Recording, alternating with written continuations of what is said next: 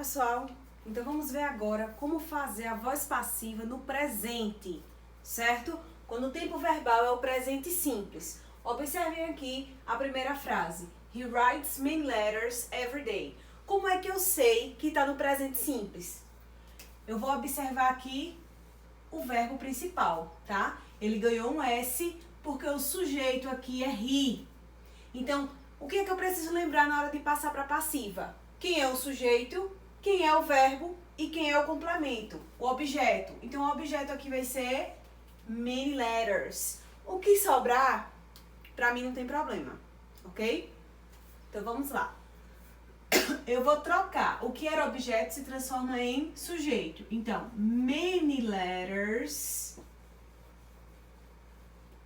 Depois que eu inverti o que era objeto se transformou em sujeito, eu acrescento o agente da passiva. Quem é o agente da passiva? O verbo to be. Então, many letters. Se a frase está no presente, o verbo to be vai entrar no presente também. Sujeito agora no plural. Então, eu vou colocar are, tá? Esse are, ele não está na frase ativa. Eu que tenho que lembrar de colocar, porque ele é agente da passiva. Então, o verbo principal, ele vai para o particípio. Particípio de write, written, certo? Antes de colocar o sujeito, que vai virar o objeto, eu tenho que transformar, como aqui é um pronome, eu transformo ele. Ele aqui é pronome sujeito. Para ele vir para cá, ele tem que se transformar em pronome objeto. E antes de colocar o pronome, eu coloco a preposição by. Him, e aí eu complemento. Every day. O que sobrou da frase eu repito no final, tá? Frase 2. We clean the kitchen once a week. We é o sujeito, clean é o verbo, the kitchen é o objeto. Então eu vou fazer. O que era objeto se transforma em sujeito. The kitchen. Depois do que eu transformei o objeto em sujeito, eu coloco o agente da passiva. Então, se kitchen está no singular, eu vou usar is, né? Frase no presente, agente da passiva no presente. Então, the kitchen is, hora do verbo principal, vai para o particípio. Clean é regular, então ele ganha the. Sujeito em forma de pronome, eu tenho que trocar ele por um pronome objeto. Então, eu coloco by, us, e complemento com o que sobrou da frase. Once a week. Frase 3. Então, that teacher é o meu sujeito. Corrects é o verbo. E our exercises é o objeto. Então, eu vou trocar. Our exercises. Sujeito no plural, agente da passiva no plural. Are. Verbo correct é um verbo regular. Então, ele vai ganhar ed no particípio. Corrected by, né? Antes de colocar o sujeito. That teacher está em forma de nome. Então, eu não preciso fazer nenhuma alteração. Eu simplesmente vou repetir. That teacher. A gente só faz mudança se ele for um pronome, tá?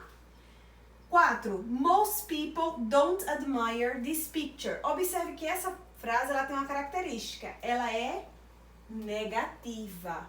Então, vamos observar. Most people é o sujeito. Admire é o verbo principal. E this picture é o objeto, tá? O raciocínio é o mesmo, independente da frase ser afirmativa, negativa ou interrogativa. Então, vamos lá. This picture.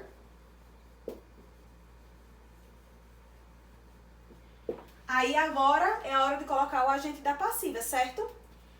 This picture tá no singular. Então, o correto seria colocar is.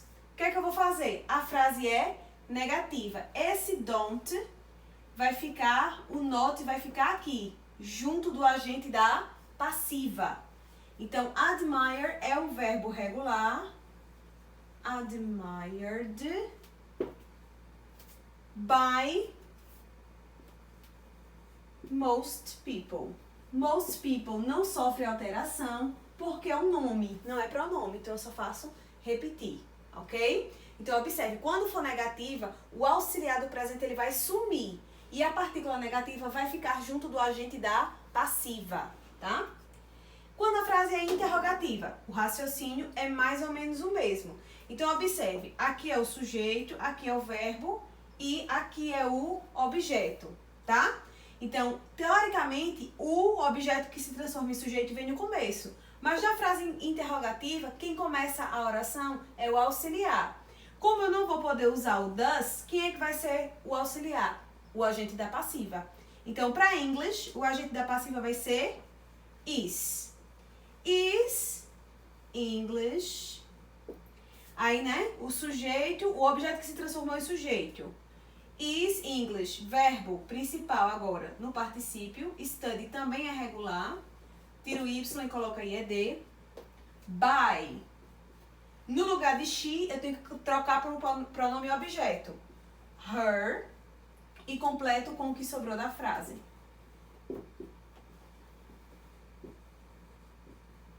Interrogação no final.